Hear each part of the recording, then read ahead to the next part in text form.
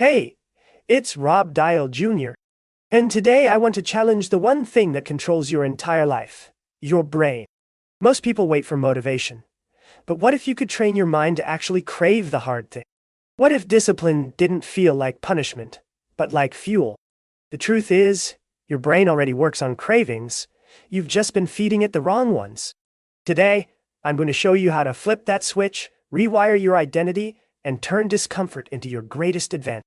Stay with me, because once you understand this, nothing in your life will ever stay the same.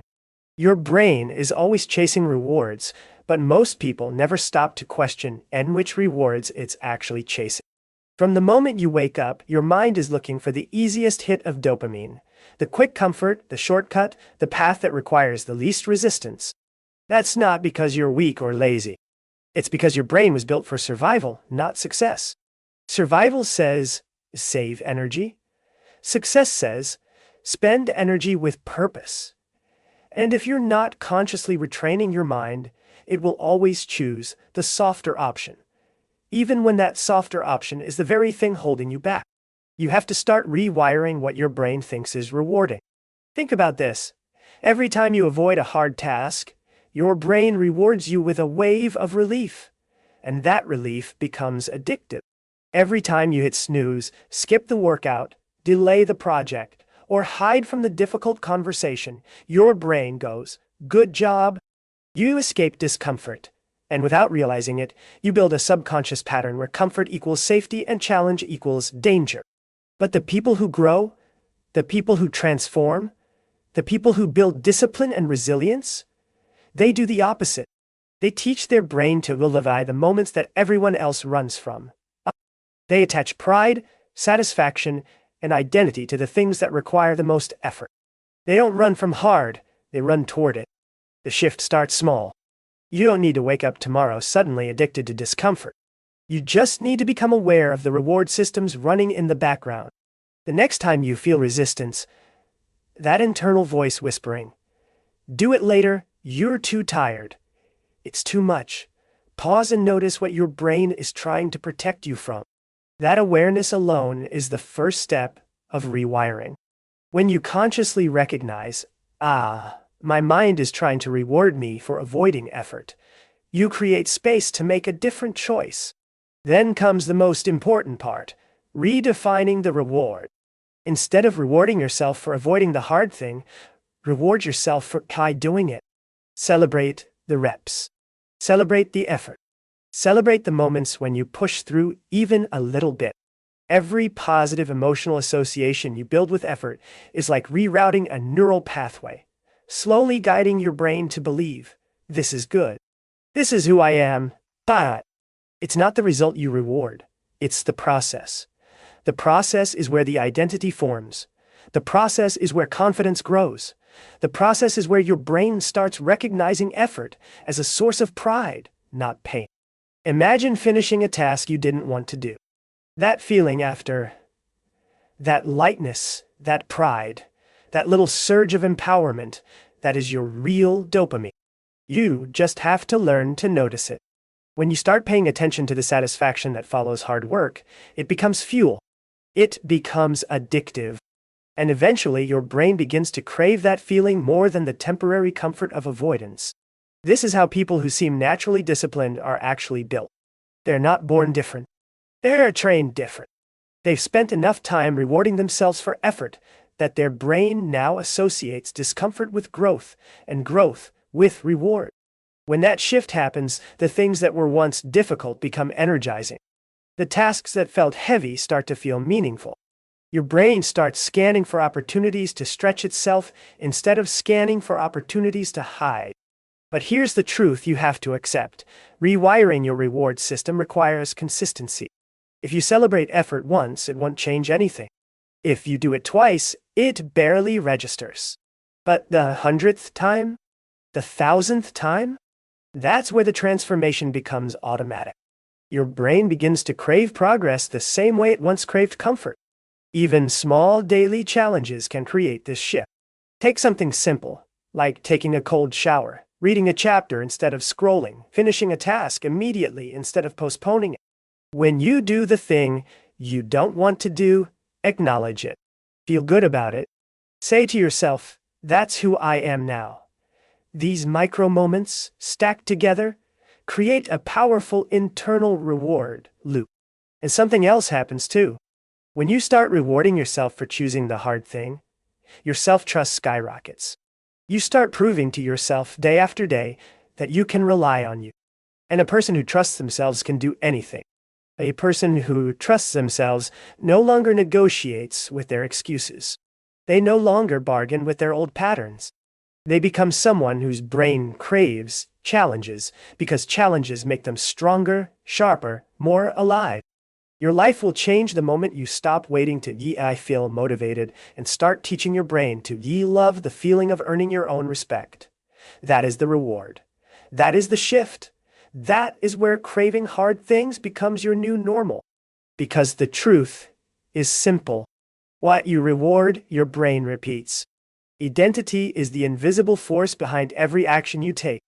Most people try to build discipline by forcing themselves to do hard things, but they never stop to ask the more important question.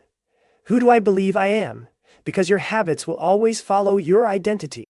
If you still see yourself as someone who struggles, someone who gives up, someone who isn't consistent, then every hard task will feel like a battle you can't win. Not because you're incapable, but because your actions are trying to live in a world your beliefs don't support. Your brain is constantly working to keep you aligned with the image you hold of yourself. If you see yourself as someone who procrastinates, you will procrastinate. If you see yourself as someone who can't stay disciplined, you will break promises to yourself. Not because you want to, but because your brain wants to stay congruent. It wants the inside and the outside to match. And until you shift the identity inside, every attempt at discipline on the outside will feel like pushing against a locked door. The moment you shift your identity, everything becomes easier. You stop trying to change your behavior through willpower and start changing it through alignment. When you truly believe, I'm someone who does hard things, your brain doesn't resist the challenge, it seeks it.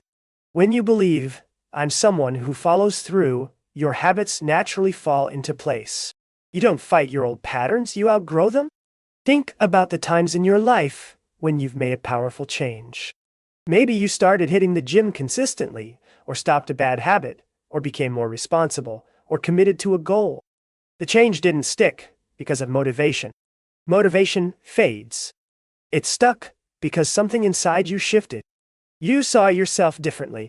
You decided, even if quietly, that's not who I am anymore.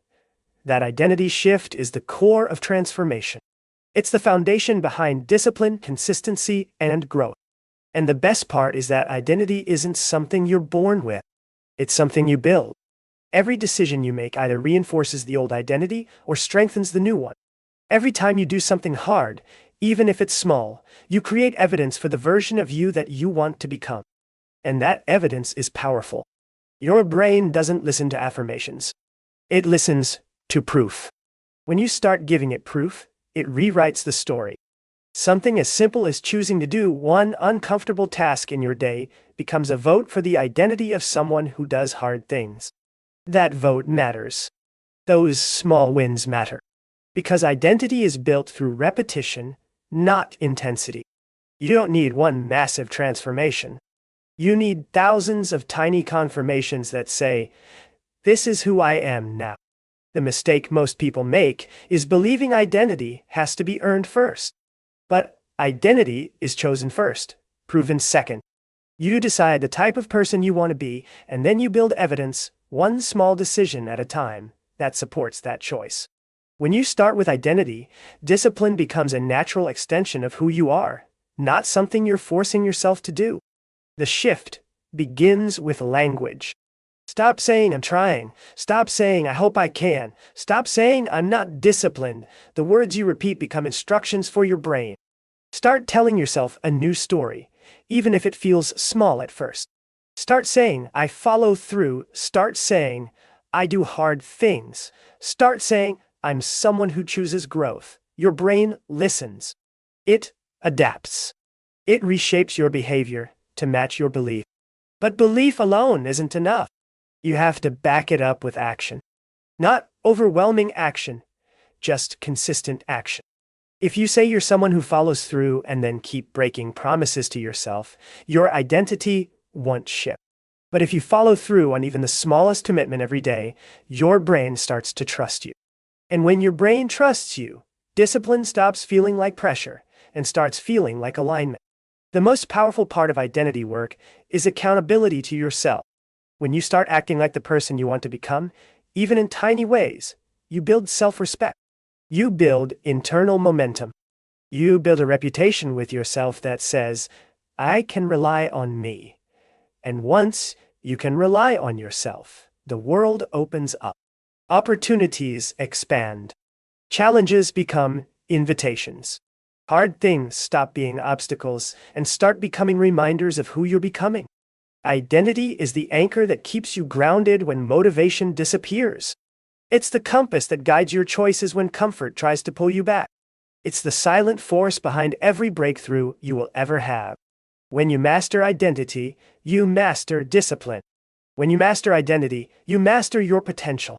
When you master identity, doing hard things becomes the natural expression of who you are. Because the truth is simple. You don't rise to your goals. You rise to your identity. One of the biggest reasons people avoid hard things is because they're looking at the entire mountain instead of the next step. When your brain sees something overwhelming, it immediately throws up resistance. Not because you can't do it, but because the mind hates anything that feels too big, too uncertain, or too energy draining. So it creates excuses, distractions, overthinking, procrastination, anything to protect you from feeling overloaded. But here's the truth. Most hard things aren't actually hard. They're just big. And big is what your mind interprets as danger. The solution is simple but incredibly powerful. Shrink the hard thing until it becomes impossible to avoid. Break it down so small that your brain can't come up with a reason to run. When a task no longer feels like a threat, you remove the emotional weight that makes it feel hard in the first place. And suddenly, you stop negotiating with yourself and simply do what needs to be done. Think about any challenge you've been putting off. Maybe it's starting a new habit, finishing a project, cleaning up your space, starting a fitness routine, or having a difficult conversation. When you think of the whole thing, it feels heavy.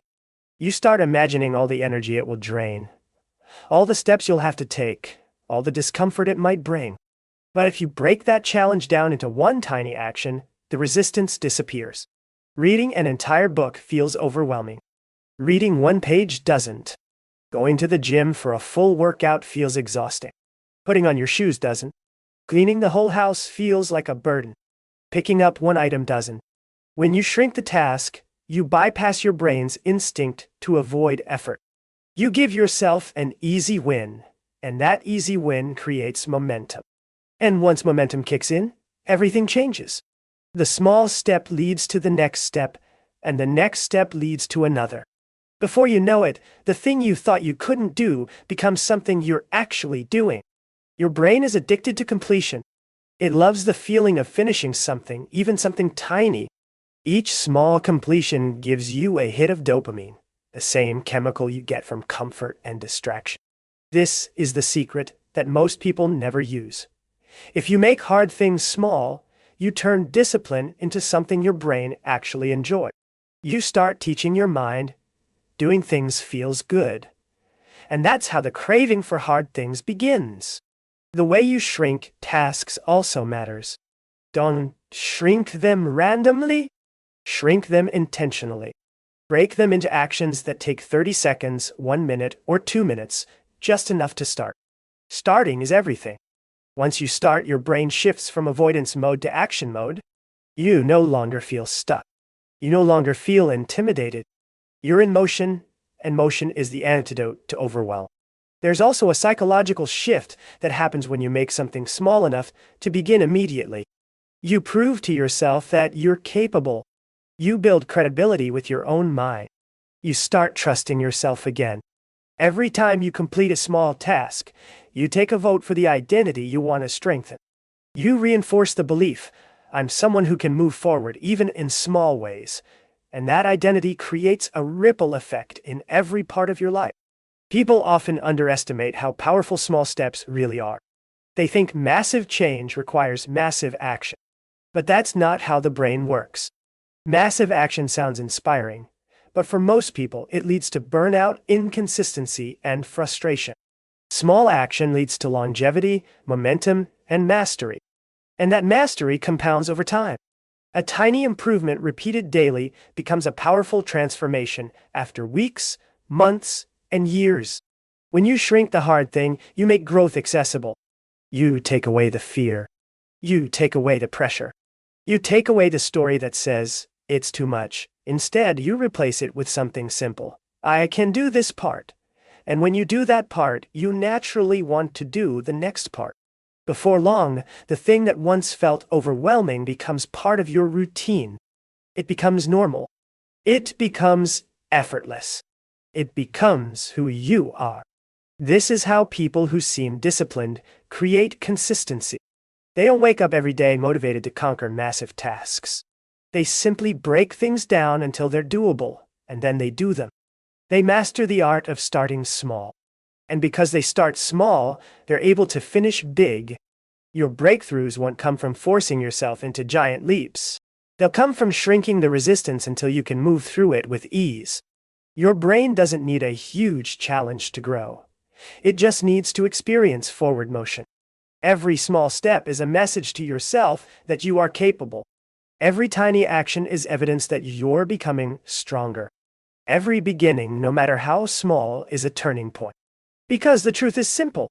If you can make it small enough to start, you can make it big enough to finish. Most people spend their entire lives trying to escape discomfort.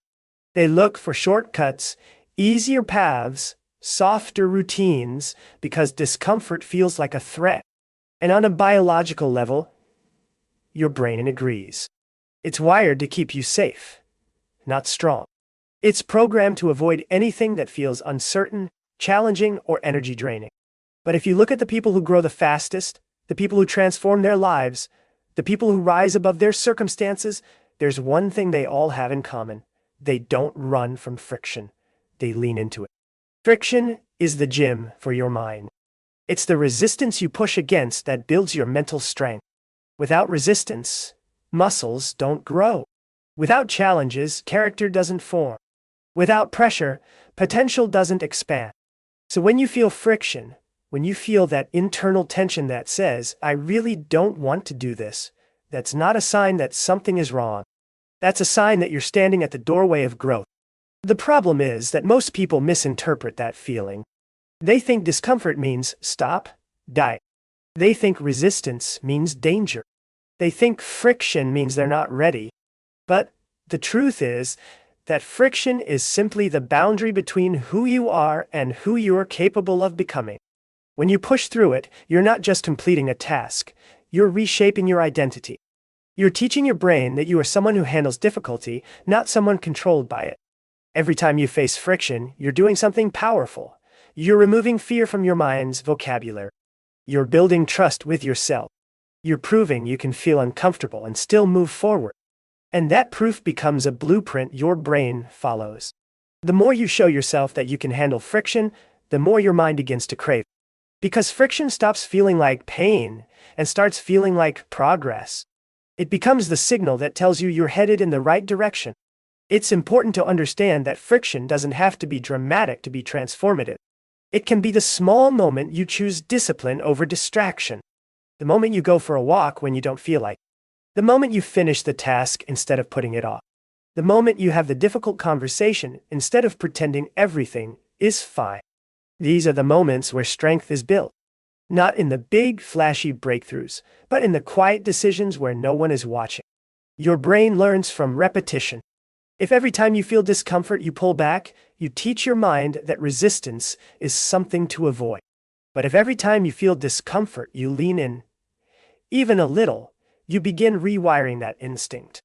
Over time, your brain stops seeing discomfort as a threat and starts seeing it as a trigger for action. Resistance is here? Good. That means growth is here. This shift changes everything. And something else happens when you embrace friction. Your confidence grows. Not the kind of confidence that comes from results or praise, but the deeper kind, The confidence built from proving to yourself that you can do the hard things even when you don't feel ready. That confidence becomes your armor. It becomes your foundation. It becomes the silent power you carry into every part of your life. The more you experience friction, the more you realize it's not there to stop you, but to shape you. Friction makes you sharper. It makes you more resilient. It strengthens your emotional discipline. It builds mental toughness. It upgrades your ability to stay calm under pressure.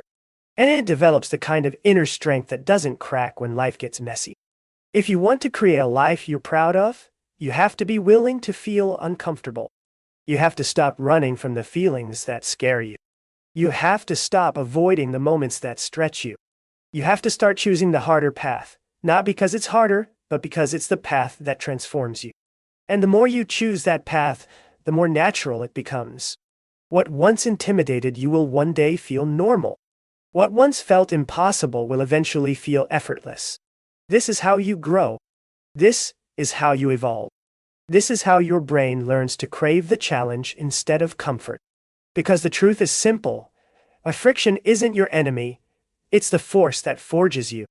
At the end of the day, everything you want in your life comes down to one thing: who you choose to become. Not someday, not when things get easier, not when you finally feel ready, but right now. You have the ability to retrain your mind, to reshape your identity, to shrink the resistance, and to lean into the friction that's been holding you back. Hard things aren't obstacles placed in your way. They're invitations. They're reminders of your potential. They're signals that you're stepping into a version of yourself you haven't met yet. If you can teach your brain to crave the challenge, you unlock a level of discipline, clarity, and power most people never experience. You stop waiting for motivation and start trusting your own momentum. You stop running from discomfort and start using it as your compass. You stop seeing yourself as someone who tries, and you start seeing yourself as someone who becomes. Every hard thing you face is shaping you. Every step into discomfort is rewriting who you are.